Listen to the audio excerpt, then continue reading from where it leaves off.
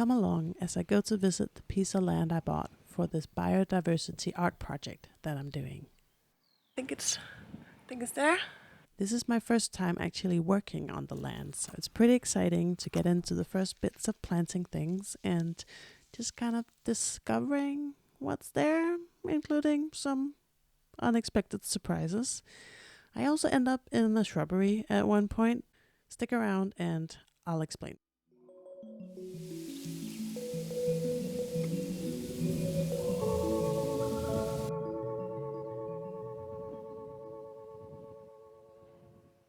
This morning, we're headed somewhere pretty special. My name is Stine, I'm an artist, and this is a video about my project, the Patchwork Forest. This is me going to visit the first plot of land that I bought to make this project, and I'm nervous and really excited. The idea is to buy, over time, a lot of small plots of land and turn them into patches of a larger patchwork forest. And I want to make a lot of art there, and I want to try and further biodiversity by different means. So, in the spirit of that, on our way there, I'm just collecting some poppy seeds by the roadside that I'm going to scatter on the land as a sort of symbolic gesture of starting this hopefully really giant endeavor that I'm beginning. So come along.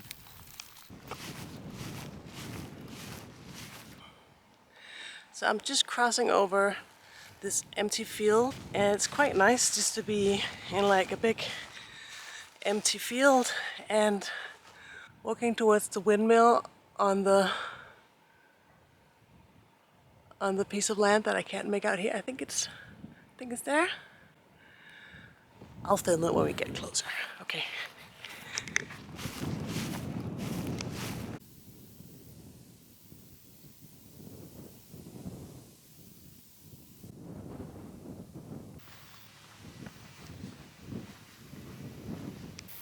This is the view coming from the field side. So it's just this tiny little patch right here.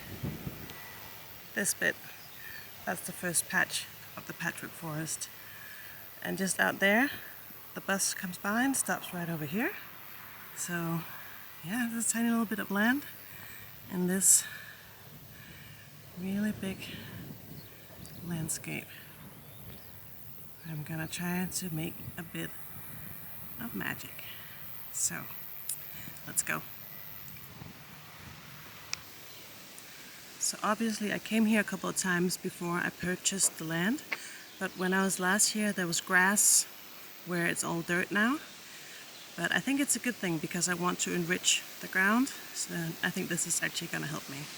So thanks for that, whoever did that. My favorite part of the land is almost not on the land, is this windmill that's quite close by.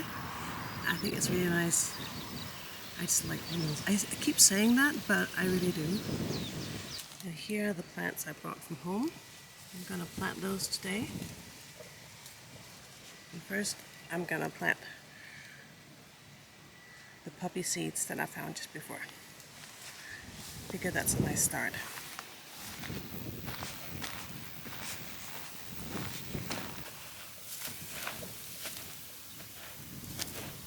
I'll have to bear with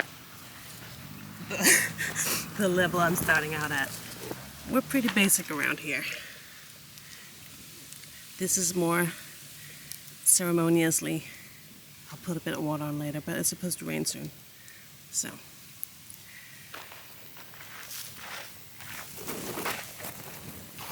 The first part I'm going to do today is kind of plant those plants I brought just here, because you kind of look into the neighbor's lot, and I think it'll be nice for them to have some shading from all this madness going on over here.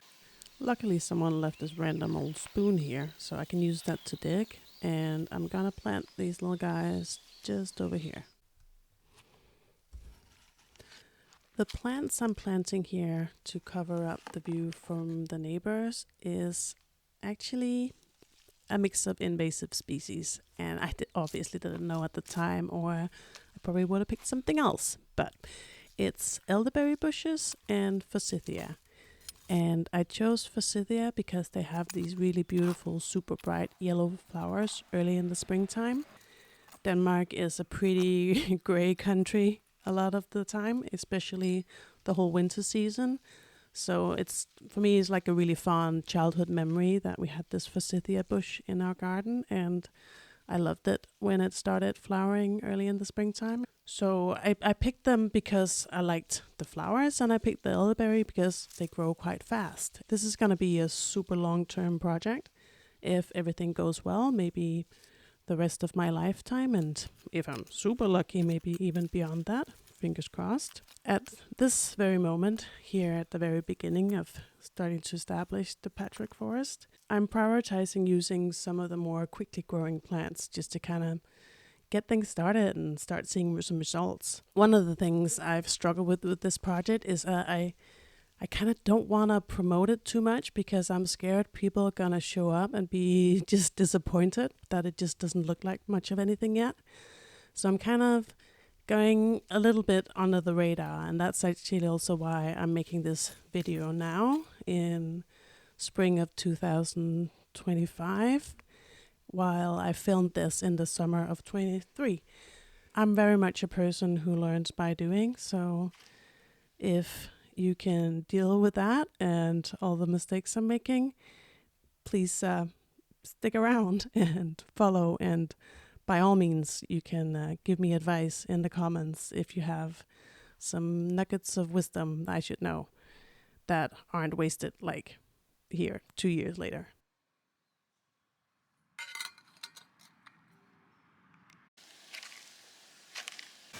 I'm gonna set up camp here for today, out of the sun and a little bit out of the wind, but to be honest, you can't really get away from the wind around here.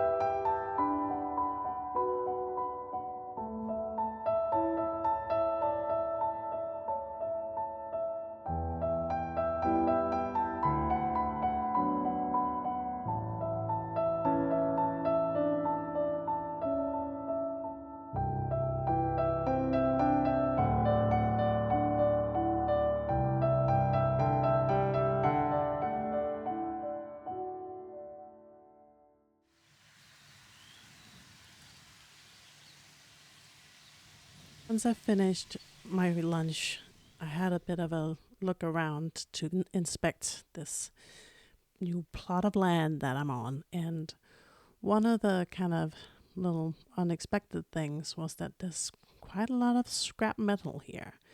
Like, what is this? It's like part of a car, and this is like the wheels of some sort of wagon. And yeah, it looks like they've been here for a really long time. In the end, I contacted the municipal, and thankfully they were really nice about it, and they just came and picked it up. I thought that was pretty nice of them. At this point, the rain came. The wind started picking up, and you can't really tell in this footage, but it started pouring down. In fact, it poured down so much that I had to put on my big old, very green rain poncho thing and crawl into the shrubbery to try and get away from the worst of it. And this is the point of the video where I have a confession to make, which is that I have struggled so much trying to edit this video because I managed to screw up almost all the parts of me speaking to the camera. Because I had this idea that if I put in my little microphone from my headset and spoke that way, it would be better than just speaking to the camera. And yeah, no, apparently not. It didn't pick up at all. So I've had such a struggle trying to edit this video. Here's me talking to the camera, talking about my day, I'm guessing. And it's a couple of years later now that I'm editing this, so I can't remember exactly what I was going on about. But I do remember feeling kind of overwhelmed, just like I need to call a friend. And I was in luck because actually one of my really, really good friends, her family, they have a summer house, like a vacation house, just like literally 10-15 minutes away by car. So I called my friend and said, help, I'm stuck in the rain and I'm overwhelmed and I need a break. And she said, have no fear, I will be right there. So I didn't film her and I didn't film her family, but like I'll just leave these little clips for you of where I hung out at their little vacation house, and they made me nice tea and fed me berries, and they're like just a really, really sweet group of people. So it felt like a big old hug that I really needed at that point.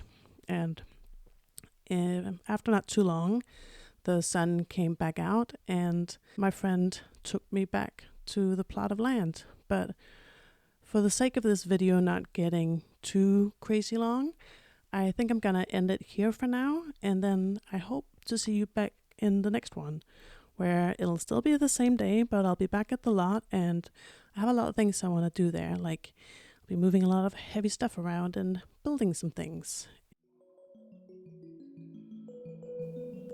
Thanks for coming along, and I hope I'll see you in the next video. Goodbye.